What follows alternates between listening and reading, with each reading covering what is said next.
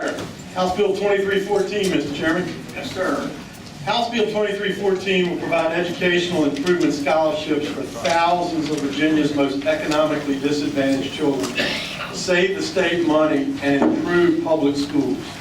All three of these benefits have been proven in Florida, and we have Delegate Terry Fields from Florida here to talk about that over the past 10 years in study after study after study.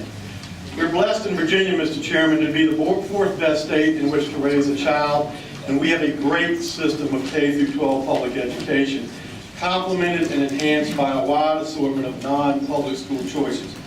But there is not a one-size-fits-all box for all our children, especially our economically disadvantaged and lower-performing children. Giving low-income parents education alternatives for their children is what House Bill 2314 is all about. This bill would allow businesses to fund scholarships for free and reduced lunch children only that would average approximately $4,500 statewide at no cost to the state per House Appropriations Committee staff and per the fiscal impact statement. In fact, Mr. Chairman, multiple studies in Florida have shown that a similar program there is saving the state $36 million per year. These savings can be and should be reinvested in public education. Additionally, this scholarship program will improve the public school system through competition per Education Week magazine, and again, Mr. Chairman, per multiple studies. The Florida legislature passed a similar bill in 2001 with only one Democrat voting for the bill. 9 years later, in 2010, there were over 33,000 children in Florida receiving a scholarship to attend a non-public school of their parents' choice, and there are 8,400 children on the waiting list. Additionally, Mr. Chairman, and this is really compelling, 75% of the children in Florida, these 33,000 children in Florida, are minorities, with 40% of them being African American, when only 16% of the Florida population is African American. Furthermore, Mr. Chairman, the third study authorized by the Department of Florida, the Florida Department of Education, completed in 2010, reaches the same conclusion. And I quote, "Scholarship participants had significantly poorer test performance in the year prior to starting the scholarship program than do non-participants." Mr. Chairman, after 9 years of experience with their tremendously successful Educational Improvement Scholarship Program, the Florida legislature in 2010 passed a major expansion of their program. And in contrast to 2001, when the original legislation passed with only one Democrat voting for it, this 2010 expansion passed with very large bipartisan support, with an 81% vote in the Florida House and a 71% vote in their Senate. In fact, Mr. Chairman, nearly half of Florida Democrats supported the bill in 2010. 10 of 17 Black Caucus members and the entire Hispanic caucus voted for the 2010 expansion, when not one minority member voted for the original bill in 2001. Why did they do that? Because, Mr. Chairman, after 9 years of experience in Florida, they know it works. In fact, Mr. Chairman, I'm going to have the page pass out after I speak. There was an article published yesterday by Al Lawson, who's Senator Saslaw's counterpart in Florida. He's an African American, and he says, "I admit it. I voted against the scholarship program in Florida when it was first created in 2001 because I figured it was just another school voucher scheme aimed at hurting public schools. But I was wrong. And as such, in 2010, as Senate Democratic leader, as the African American Senate Democratic leader of the Florida legislature, I co-sponsored tax credit legislation that greatly expanded the program in 2010. Mr. Chairman, a question. Senator Marshall. Yes, sir, Mr. Chairman. Did I understand you say there was a Senator Saslaw in Florida? Well, Senator Saslaw's counterpart in Florida, the Senate Democratic leader of Florida. Mr. Chairman, low-income families are crying out for our help. They and need options for their children to receive a quality education that will prepare them for a successful job. Our proposed Educational Improvement Scholarship Program will dramatically improve the present and future for Virginia's children as it has in Florida. As such, I implore you on behalf of these thousands of Virginia's most economically disadvantaged children to vote yes on educational improvement scholarship program. Mr. Chairman, I'd like to yield the podium to my good friend, Delegate Algie Howell from Norfolk, who is co-patroning this legislation with me. Delegate Howell, welcome. Good morning, Mr. Chairman. Good morning. Members of the committee, and especially to my dear friend, Senator Miller from Norfolk. I'm so happy to see you here this morning. It's good to see you. Mr. Chairman, members of the committee, Virginia is a great state. It has always been a great state. But our state has not always been right on all the issues that concern the citizens of the state of Virginia. We have been wrong on many occasions. And as Dr. King once said, the time is always right to do what is right. Let's talk about briefly the wrong list. It was wrong 67 years ago for this state to force me to go to a one-room school where that one teacher had to teach 6 classes. It was wrong to bus me by what was considered the best school to go to an inferior school. That was wrong. But ladies and gentlemen, those wrongs that were committed years ago, none of you here are responsible for that. Nobody's to blame. It was wrong to close the public schools in Prince Edward County for 4 years. It was wrong to close the schools in Norfolk, where I live, to avoid integration. But it was not, the governor of the state at that time was not Governor McDonald. It was someone else. I'm not going to mention the name. But ladies and gentlemen of this committee, you will recognize the name that I'm about to call Dr. William P. Robinson, who once served in this House. His son, Dr. William P. Robinson, Jr., went to Harvard. He went to Harvard because he was able to attend a good school and get the foundation. Gerald Jones, who now serves as a judge, circuit court judge in the city of Norfolk, his son, who did his internship here 2 years ago, was provided with the opportunity to go to the best school. For those who would argue that this bill takes away from the public school, I submit to you that is wrong. Competition is always good. I wish that over 60 years ago I had had the opportunity to engage in what was school choice. As I look behind me here today and I see these young people back here who maybe, if this bill is passed, will have the opportunity to get the best education, and their parents will have the opportunity to participate in that. So ladies and gentlemen, I ask that you support this bill because it's the right thing to do. Thank you very much. Thank you. Mr. Chairman, Senator Marshall. Mr. Chairman, I don't know whether the sponsors of this bill are aware of our policies that we promulgated or adopted concerning tax credits. This bill calls for tax credits. And this is inconsistent with the principles we adopted earlier. For example, it is a refundable tax credit. And our principle is that if payments are desired, they should take the form of appropriated grants. It doesn't have a sunset. The budget impact can't be definitely determined. In addition, the proposed 7% tax credit is much more than generous than our normal practice of awarding tax credits in the range of 25 to 50%. Furthermore, when the value of 35% federal deduction is included, the business would be reimbursed 100% for its donation. Wouldn't we have requests every year for expansion if the eligibility for higher level income increases to any initial cap? Florida's cap started at $50 million in '02 102, and now it's switching to 140 million. So there's a lot of problems with this bill. The fact is, the enacted tax credits represent the state's represents the state's top budget priority because the tax dollars are allocated off the top before any other aspects are considered. Now, at a time when we $1 billion has been cut from public education, why wouldn't private school funding, private school scholarships be a high priority than restoring some of the funds cut from public education in the last 2 years?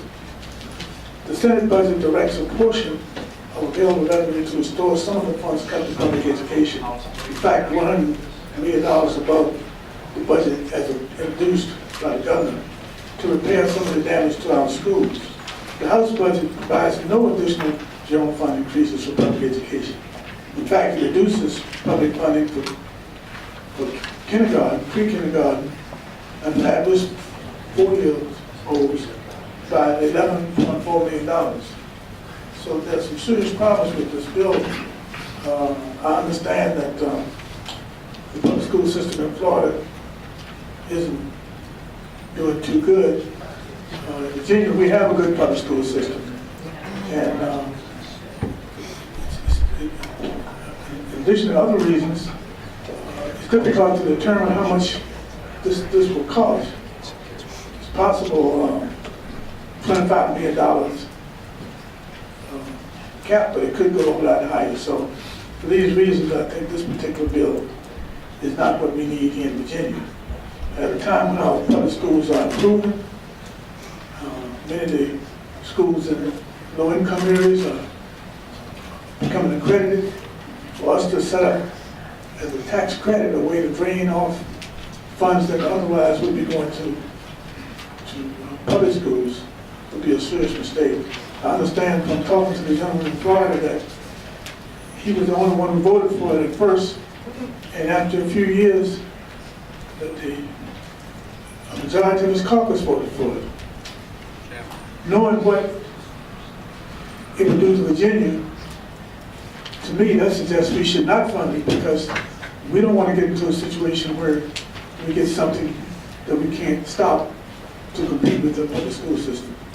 So I'm opposed to this bill for many, many reasons. Secretary Marcellus Sasha.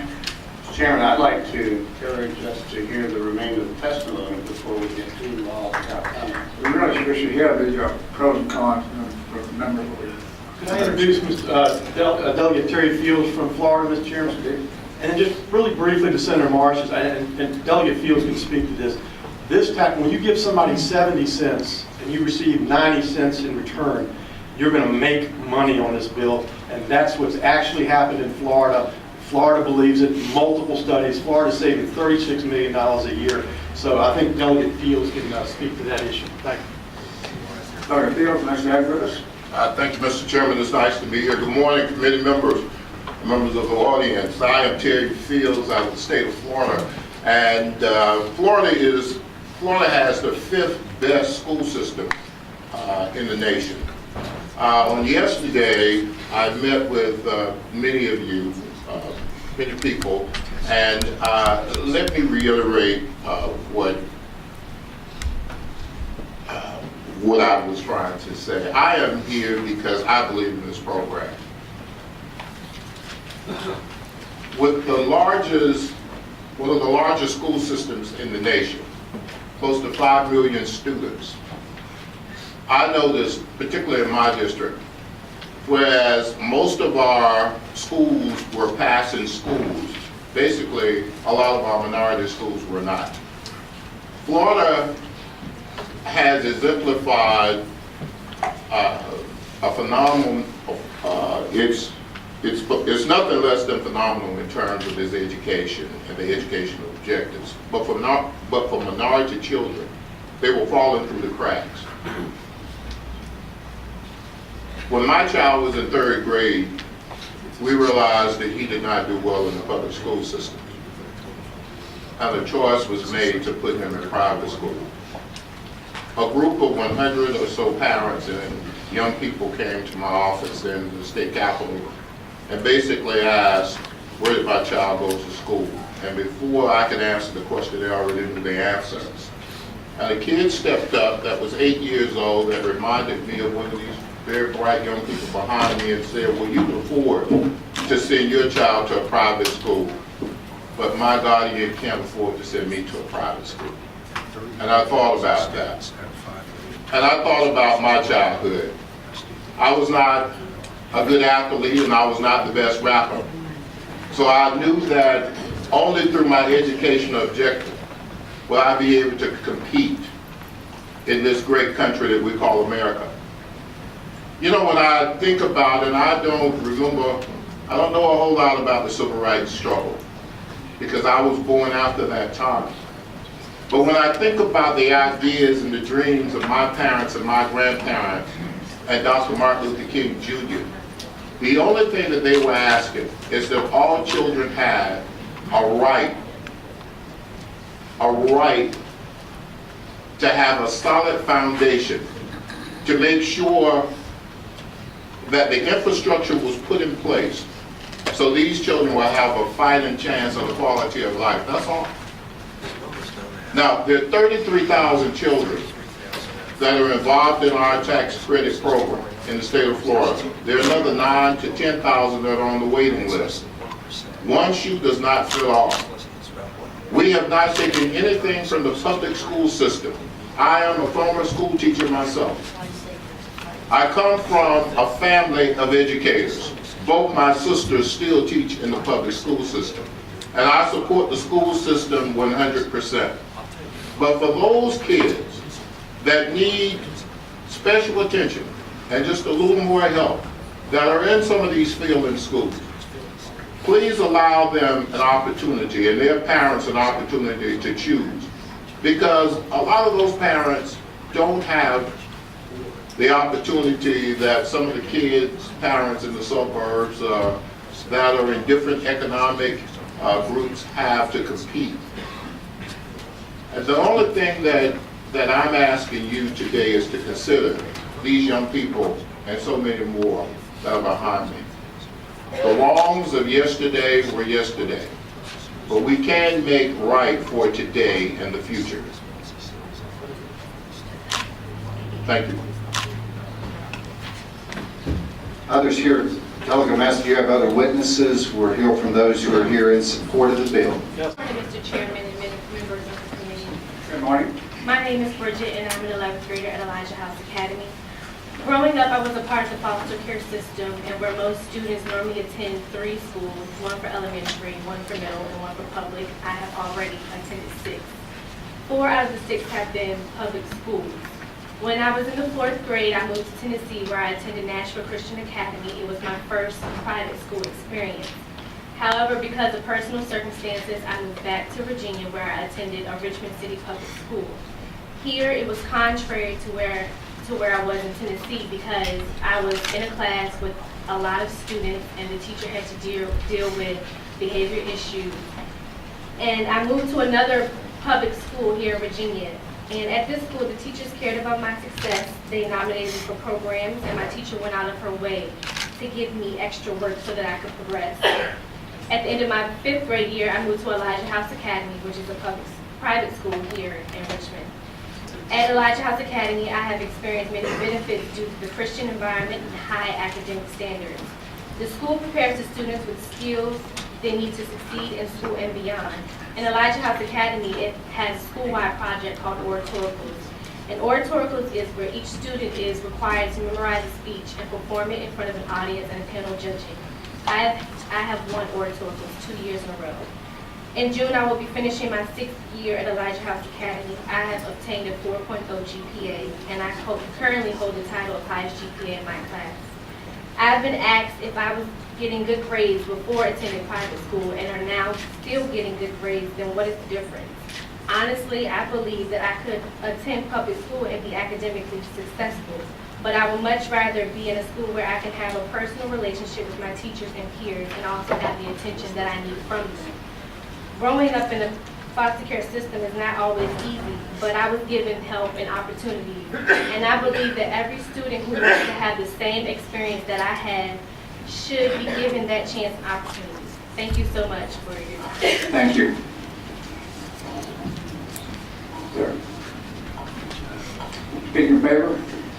Mr. Chairman, Chris Nolan from McGraw Woods Consulting on behalf of Waste Management Industries, and we participate in the Florida program and have for the last several years, and I think it's a successful program. We support this bill, and should Virginia enact it, we would support this program in Virginia as well. Just wanted to offer those comments. So thank you. Thank you. Sir. Ms. Waltz? Welcome. Thank you. I'm Robert Woltz with Verizon here in Virginia, and I'm also involved with a number of boards that for higher education, the Foundation for Independent Colleges and Community College Education System, specifically targeted foster youth. And my company is very much involved in literacy in the state and in making the best technological tools we can find available to really great teachers that we have in our public school system. And I just wanted to tell you that I hope you won't think of this as being an attack on the public schools. If it were, I wouldn't be here. My mom taught school all her working career. My sister teaches school. My wife and I went only to public schools. Our two kids went only to public schools. But what I believe is true is that different kids learn better in different learning environments, just like different employees perform better in different working environments. The difference is that where an employee can leave one job and go to another to try and improve their working environment, a kid has not got that choice. What this will provide is another tool so that the parents of those children will have an opportunity to try and find a better way to educate their kids. I hope you will support this bill. Thank you. Thank you. Mr. Chairman, committee members, very briefly, Jeff Caruso with the Virginia Catholic Conference, and on behalf of Diocese of Arlington Bishop Paul Laverty and Diocese of Richmond Bishop Francis Di Lorenzo, and on behalf of the 75 Catholic schools in their two dioceses, we strongly support this bill and urge a favorable report. Thank you.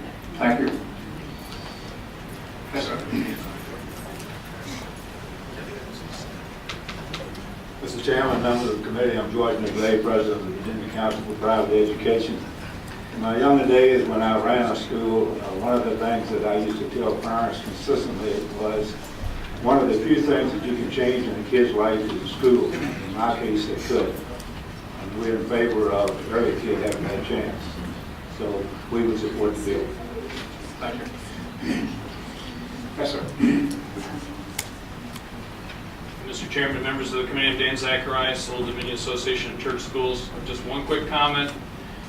We've served many low-income students who scraped together, borrowed, some who couldn't come, were falling through the cracks. Our average cost, if you add everything annually for ODAC schools, last time we did a study in 2009, was about $4,000 to $4,200 per kid. So a scholarship like this would make a big difference to these young people to be able to come. Thank you. Eddie Ayler, Executive Director, Virginia Assembly of Independent Baptists. Thank you, Mr. Chairman. In relation to one of the schools he's talking about, I taught at a school for 26 years in East Henrico, a private school whose current tuition is at $3,500, fees are $500. The enrollment of 199 has 40% black, 57% white, and 3% other minorities. It's been difficult to see parents through my 26 years having to leave because of financial difficulty, and I know we serve also those who would fit into this particular area, and we ask that the committee would pass this. Thank you. Next. Anyone, how about over here? Good morning. Good morning. Greetings to the Senators of the Assembly. My name is Carlisa Carter-Bias, and I'm a graduate of Precious Blessings Academy, and I'm a current student of Virginia Commonwealth University. Graduating valedictorian with a GPA of 4.0 was a great honor, but gaining such honors in education wasn't always a part of my life story. I started school at Carver Elementary, then I went on to attend Westover Hills Elementary, where my mother thought that I would receive a better education. Still, I didn't know how to read or do basic mathematics in the 3rd grade. Although I lived in a single-parent home in the inner city, my mother decided to give PBA a try. Through individualized learning at this great private school, I began to learn 2 years ahead of what I was learning. That was 11 years ago, and PBA is still making this happen. So vote for the HB 2314 bill so that PBA can continue to do for others what they've done for me. Help make a good change, because because that brings about progress, and progress brings about a better future. Thank you.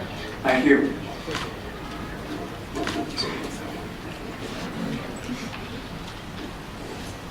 Hello, my name is Jermaine Hyatt, and I attend Precious Blessing Academy, and my GPA is 3.16. I have attended Precious Blessing Academy for 2 years. Before that, I attended Richmond Public School. I came from a single-parent home in the city. I learned in public school how to defend myself every day. I learned about drugs and sex. At 13 years old, I became pregnant. My mother searched out and found Precious Blessing Academy. My son attended the Precious Blessing Academy for free. I now have dreams. I have attended to the VCU high school program called Project Ace. I will attend Virginia Commonwealth University to become a registered nurse. I have made up my mind to drop out of school and get an apartment in the projects and raise my son. Now all that has changed. I will be a great citizen of Richmond, and I will pay taxes of the state of Virginia. Please pass this bill. Thank you. Any opposed? Mr. Chairman, members of the committee, I'm Robert Jones with the Virginia Education Association. I have to reflect on the fact that the names of Delegate Jones, Gerald Jones, and Delegate Billy Robinson were in vogue, and I can't let that pass without pointing out that they consistently voted against tuition, tax credit, and voucher schemes in their time in the General Assembly. Delegate Massey's HB 2314 school voucher bill comes to you having been opposed by a bipartisan vote of 45 delegates, despite the fact that it's an executive bill. You would be wise to question the bill's intent and its probable effects on Virginia's public school students. Taking $25 million from the general fund for a new voucher program, benefiting a few, is the wrong thing to do, and here's why. We can't afford it. Your constitutional responsibility is to fund public schools. Virginia school divisions already are cutting staff positions and programs to deal with the 42% loss in state funding per pupil. Now's not the time to begin a new entitlement program providing state-funded vouchers for private school tuition. I have provided a chart on the back of the statement which I gave you, which shows that Virginia ranks 38th in state support for our schools. That $25 million in general fund revenue should be used to continue the good efforts evidenced in the Senate budget, which we are so thankful for. I'd also like to point out to you that the tax credit of 70% provides a much stronger incentive for corporate contributions to these private school foundations, the scholarship granting foundations, that is currently granted to corporations that contribute to our public school foundations.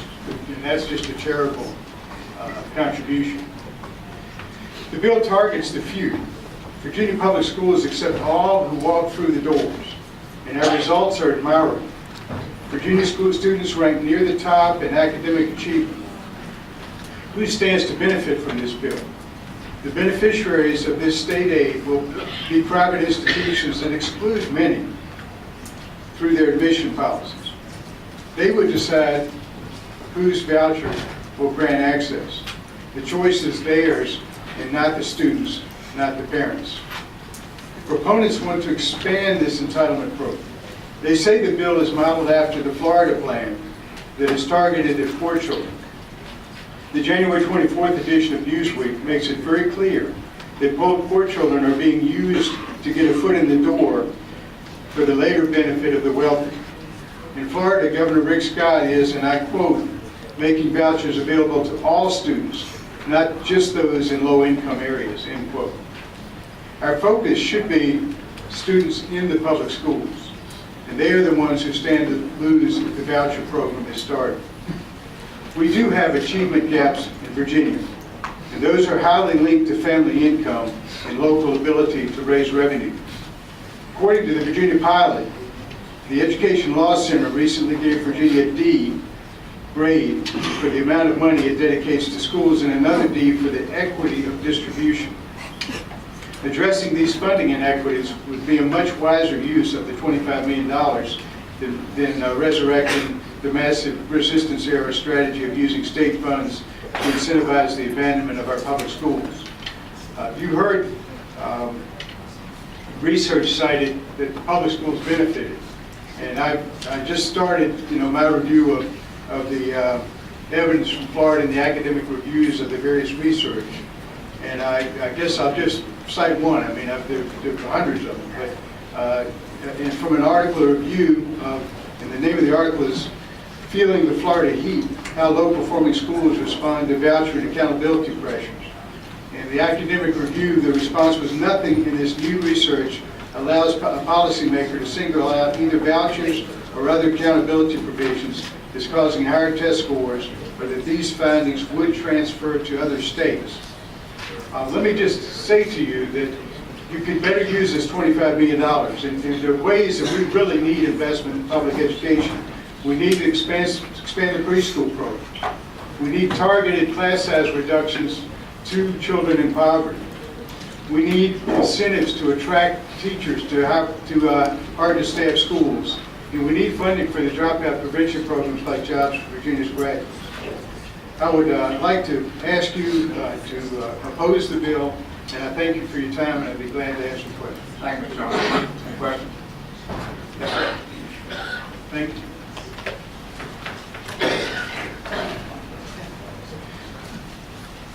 Morning, Mr. Chairman, members of the committee. My name is Tom Smith. I'm with the Virginia Association of School Superintendents.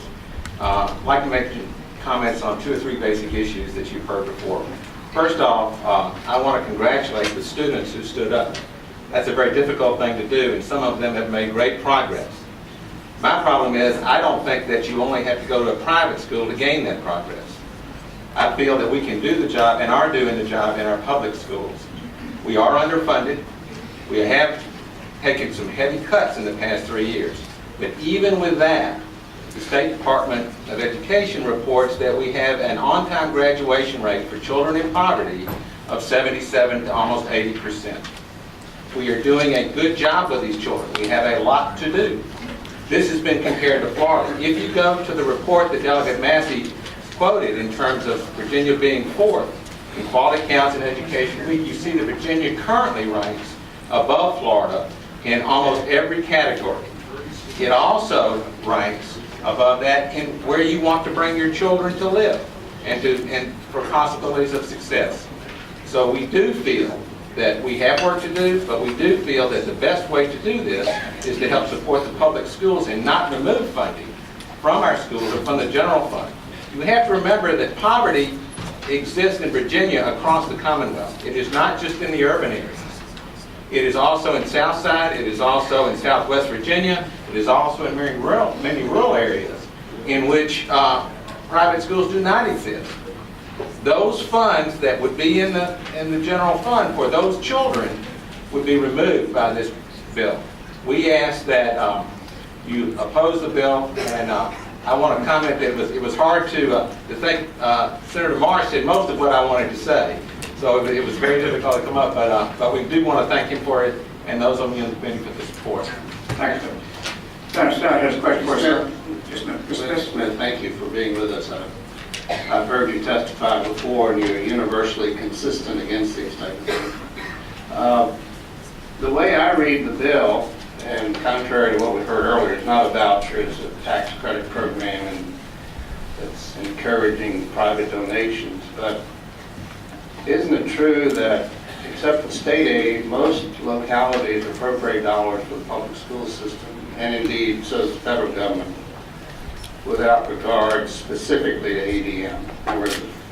Yes. So if you remove a student from the school system under this bill, the way I read it, and I just want to make sure we're reading it correctly, you would remove the entirety of the cost of the student, which could be $10,000 to $12,000 per student in the public school. You would remove that cost and substitute for it a scholarship essentially equivalent to the state portion of the aid. So it looked like to me that the school system would retain all of its funding, reduce the obligation to educate that one child, and it's a win-win for the school system as well as the child. Am I missing something? You sure are, Mr. Chairman, and I'll be glad to point it out. You have not been recognized, Senator Stosh. I was asking this particular. Mr. Smith? Senator Stosh, I think you would say that if you would assume that the locality and the federal government do not do head counts when they allocate money. You lose the child, you lose the local. At some point, you're going to, because it's a head count, you're going to lose the federal, and you will also lose the state ADM. Having done this for a number of years, that was my experience. Just to follow up, Mr. Chairman, my research, and I did it on another matter, of course, research indicates that's not the case, that the local school boards make their proposal to the Board of Supervisors not based on ADM, but based on what they believe to be their needs. Federal government, federal funding is similar, so only the state is based on ADM. Now, I suspect in fairness that if you had a huge loss of students in any area, then the Board of Supervisors may take that into account. But I'm not aware of any school funding that's based on specifically on ADM other than state funding. Are you? I've done it. Having been superintendent in a rural county, fast-growing county for 8 years, and having done school budgets for about 15 years, one of the first things that the Board of Supervisors would ask is, what's your enrollment? What's your growth? How many students are you going to have? So I don't know your research on that, Senator, but I know my personal experience is, yes, they want to know what it is. We also then have to break down a per pupil amount and give to our parents every year what the local share is, as well as the state and federal share. So my experience has been, yes, they look at your enrollment. Colleagues, Jim, brevity is a blessing. Yes, sir, Mr. Chairman. Jim Council, representing Prince William Schools. I just want to mention one thing. When I hear that this would drain no funds from schools, I feel like the vital role that education foundations play in school divisions all across the state. And the source of education foundation funding is business donations. And when I mention education foundations, I'm not just talking about the more blessed like Prince William and Rico, Virginia Beach. There are foundations in York, Botetourt, Cumberland County, Washington County, Culpeper, Halifax. These education foundations are in many school divisions across our state and providing great services and great funding to our school divisions. So I would say to you, if we're talking about tapping the same source, which is business donations, and on the one hand, I as a business owner or the CFO of a large corporation can make a donation to an education foundation, the maximum after-tax value of that foundation would be 41 cents. That's a large, successful corporation. On the other hand, I can make a donation to this scholarship fund, and not only will I get a credit equal to 70 cents on a dollar, but I will retain my federal deduction. I think it's clear, at least to me, that there's going to be a real competition for dollars between our many education foundations on the one hand and this scholarship fund on the other. For that reason, I would suggest to you that it will drain money from our public schools, and I would urge you to oppose the bill. Thank you. Members of the committee, Pat Lacey of the School Boards Association. I will be brief, Mr. Chairman. First of all, I would be remiss if I did not thank this committee on behalf of the school boards of the Commonwealth of Virginia for the work you did on the budget. And I sincerely thank you for your hard work, for the support you're showing public education in the budget. Let me say to you, I always hear that we are Virginia. And while I enjoyed listening to our friend from Florida, we're not Florida, and I don't know whether many of you would want to trade Virginia for Florida, as good as it is and as warm as it is this time of year. We have the fourth best school system in the United States, so we are excellent. I do not think it can be reasonably maintained that this bill will not hurt public education. Let me share with you a small fact that you are all aware of.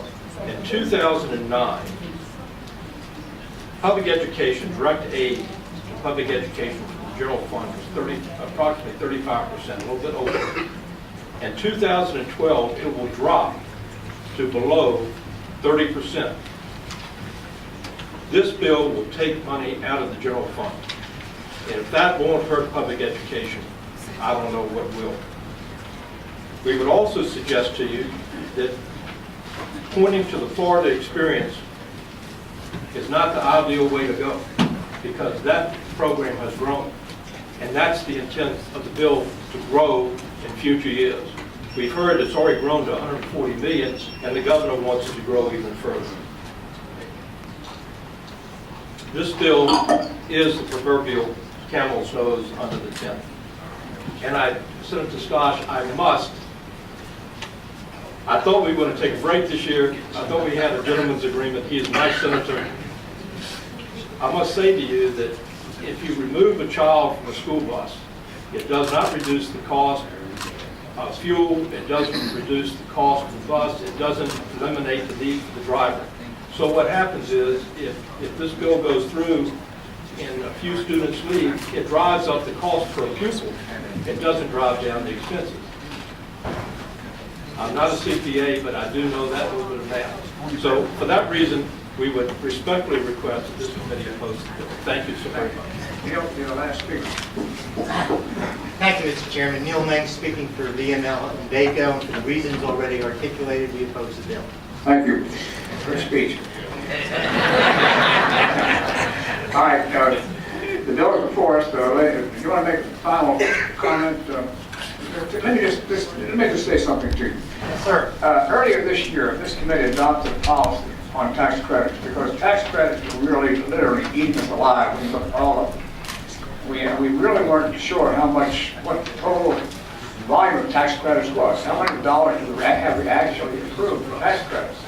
So we adopted this policy. I'm just going to go over to you. I'll make sure that you're covering it. Tax credits will be allowed to reduce up to 50% of the taxpayer's income tax liability. They will not be refundable or transferable. If payment to a taxpayer is desired, it should take the form of a grant. All tax credits will have a 5-year sunset. I don't think you have a sunset. Tax credits must be applied to a single specific purpose rather than being applied broadly to a class of entities. That doesn't apply to you. The above principles will apply when considering a proposed expansion of an existing tax credit. It doesn't apply to you. All right. The tax credit bill will be scheduled during the final week of the session. Well, we've done that. Okay. If the tax department says revenue impact is unknown, the chairman will move that the bill be passed out of the year and will be referred to the JLARC Fiscal Impact Unit for revenue impact analysis during the interim. Before tax credits or bills are taken up by the committee, the staff will provide a cumulative dollar total of the budget impact revenue expenditures on bills already passed by the committee. Now, I'd like to comment. Mr. Chairman, I respect that. There are 5 states that have similar programs to this. Every one of them has studied their program in detail, and every one of them, via multiple studies, has concluded that this program is a positive generator of revenue for the state, not a cost. 5 for 5, multiple studies, all of them concluded that. So, as I said to you, when you buy something for 70 cents, you sell it for 90 cents, you make 20. So this is not your typical tax credit. Thank you. Senator Norman.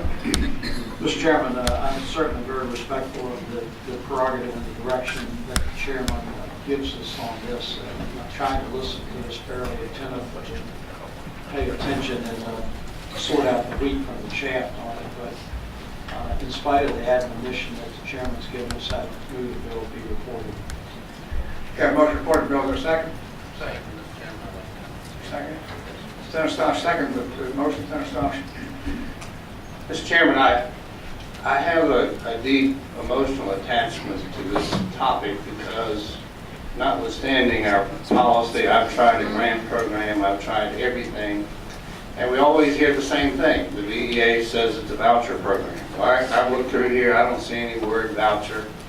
No more of a voucher than scholarships that we provide to teachers and anyone else. I heard someone say the beneficiaries of the schools, and that's just not the case. The beneficiaries are the students. I heard someone say that it's in competition with other scholarship foundations. Well, the smart play would be to qualify those foundations to be eligible. So I understand our policy, but there's enough history to trying to do something for these underprivileged young people who are buried in an environment where they cannot succeed without some type of help. And their best hope is for us to allow education to be part of their future. And I would like to vote for the bill, and frankly, I do not think it's a violation of our policy, because we tried to grant, we tried everything we could in the past to make something like this possible. You hear the same old, tired arguments that it takes away from public schools. It does not, but I can't convince anyone mathematically that's the case. That's the reason I'd like to vote for it, but I want you to know I do not feel like I'm violating our policy, because we definitely tried every other avenue, including the grant. Mr. Chairman. Thanks, Senator Starks. Senator Stasloff. Yeah, first, let me say this. I've been here 36 years. This is my 36th session in the General Assembly. I cannot remember in 36 sessions corporate interest coming in here ever, and asking for tax credits for their charitable giving. This is a first for us, and hopefully a last. The other thing is, let's not kid ourselves. This bill ultimately will take money, and will take it pretty quickly, out of the general fund. You can't give a credit to somebody without that money coming out of there. And the superintendent, the representative of the school superintendent, is exactly right.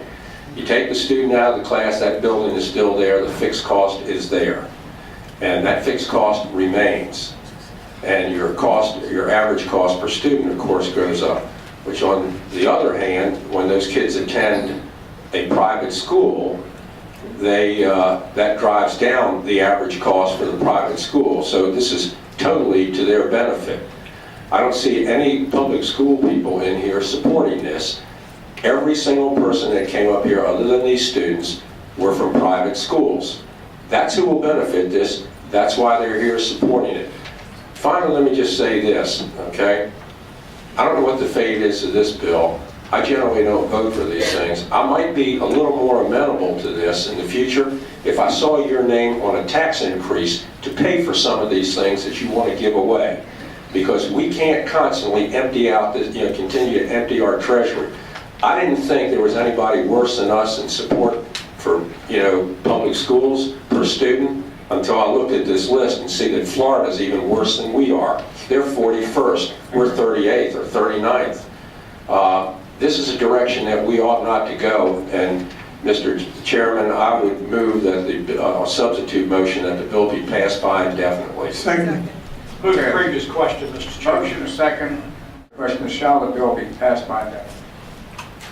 Mr. Chairman, Senator Walker. I believe that it would be proper to speak on the motion before that being begun. Mr. Chairman, I'll speak as briefly as I can.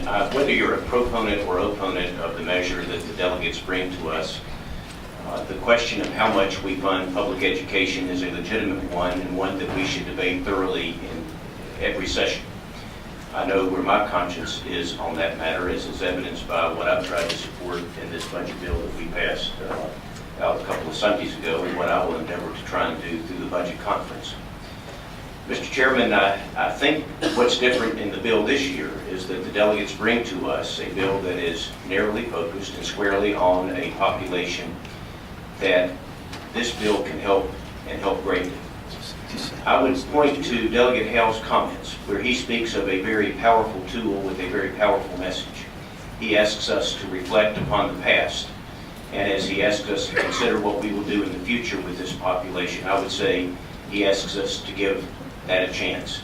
So, Mr. Chairman, as the members reflect on how they're going to vote, I would hope that we think of the words that the delegates bring to us, and that we reflect long and hard on that, and hope that we can give this bill a chance. Thank you, Mr. Chairman. Mr. Chairman. Mr. Chairman. Senator Howe, and then Senator Mark. Senator Howe. Mr. Chairman, I intend to support the motion to PBI. Virginia is very fortunate that we have both a great public school system and we have many, many fine, great private school systems. I know in my district, there's private schools, both private, parochial, that are just outstanding. But what I am sent here as a state senator to do is to uphold the public good, public schools. Now, I've heard the phrase used by some of the witnesses here this morning. They keep referring to the failing schools, the failing schools, the failing schools. Well, I take strong exception to that. Do we have schools that need additional help, those students that attend there to succeed? Absolutely. Absolutely. In fact, this current budget, there couldn't be a more marked contrast between the two budgets that's before us right now.